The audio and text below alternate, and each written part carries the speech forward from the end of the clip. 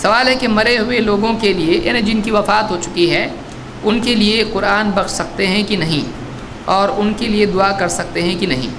دیکھیے، جہاں تک کہ قرآن پڑھ کے اس کا ثواب میت کو پہنچانے کا معاملہ ہے، علماء میں اس میں اختلاف ہے۔ بعض علماء اس کے قائل ہیں کہ ان کو ثواب پہنچا سکتے ہیں قرآن پڑھ کر، اور بعض علماء کہتے ہیں کہ نہیں پہنچا سکتے ہیں۔ جو علماء کہتے ہیں کہ نہیں پہنچا سکتے ہیں ان میں امام شافعی رحمۃ اللہ علیہ بھی ہیں، وہ کہتے ہیں کہ نہیں پہنچا سکتے، پہنچتا ہی نہیں، قرآن پڑھ کے کسی کو بخشنا یہ صحیح نہیں ہے، امام شافعی کہتے ہیں۔ امام ابن کثیر نے اس کو ذکر کیا ہے تفسیر ابن کثیر میں، وَأَلَّيْسَ لِلْإِنسَانِ إِلَّا مَا سَعَىٰ کی تفسیر میں، کہ آدمی کے لیے وہی ہے جس کی اس نے خود کوشش کی، آدمی اسی چیز کا مالک ہے جس کی اس نے کوشش کی۔ اس آیت کے ضمن میں انہوں نے بات کہی ہے۔ اور دیکھا جائے تو آپ دیکھیں کہ اللہ کے نبی صلی اللہ علیہ وسلم صحابہ کے پاس مال کم تھا اور قرآن زیادہ تھا، ان کے پاس قرآن تھا۔ دیکھیے مثال کے طور پر ایک آدمی آیا، ایک عورت سے نکاح کے لیے تیار ہو گیا، آپ نے پوچھا اس کے لیے مہر کے لیے تیرے پاس کچھ ہے؟ اس آدمی کے پاس یعنی کہا میرے پاس ایک تہبند ہے۔ اس نے کہا اس کا کیا کرے گا تو؟ اس میں سے خود استعمال کرے گا کہ بیوی کو دے گا؟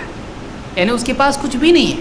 کہا جا اپنے گھر میں جا کے ایک انگوٹھی صحیح ڈھونڈ کے لا مہر میں دینے کے لیے۔ وہ گھر میں گیا، ڈھونڈا ڈھونڈا ڈھونڈا، کچھ بھی نہیں ملا، واپس خالی ہاتھ۔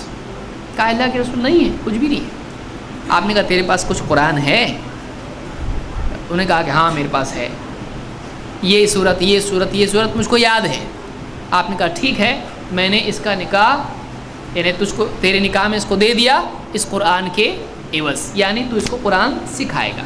مزدوری بھی مہر بن سکتی ہے، جیسے موسیٰ علیہ السلام کے لیے بنی تھی۔ سورہ قصص آپ دیکھیں، آپ کو تفصیل ملے گی اس میں۔ تو میں یہ کام کروں گا، یہ بھی مہر بن سکتا ہے۔ آدمی کی ایکٹیویٹی بھی مال ہوتی ہے، اسی لیے کسب اللہ نے اس کو کہا ہے۔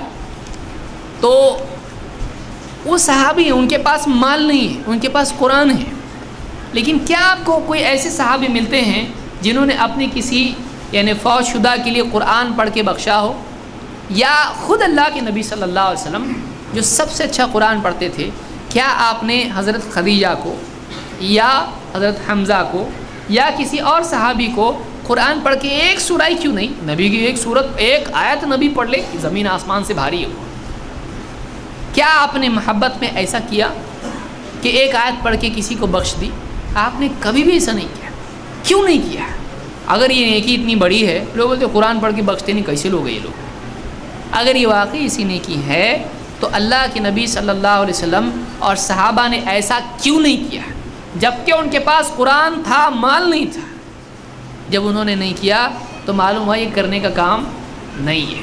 اسی لیے ہم کہتے ہیں کہ اللہ کے رسول صلی اللہ علیہ وسلم اور صحابہ نے داعیہ اور موقع ہونے کے باوجود جو کام نہیں کیا اس سے بچنا چاہیے، کیونکہ اگر واقعی یہ کرنے کی چیز ہوتی، نیکی ہوتی، تو ان سے نہیں چھوٹتی۔ یعنی آپ یہ کہنا چاہتے ہیں کہ بہت بڑی نیکی ہے، لیکن اللہ کے رسول نے بھی یہ نیکی نہیں کیے اور صحابہ نے بھی نہیں کیا، حالانکہ ان کو قرآن یاد تھا۔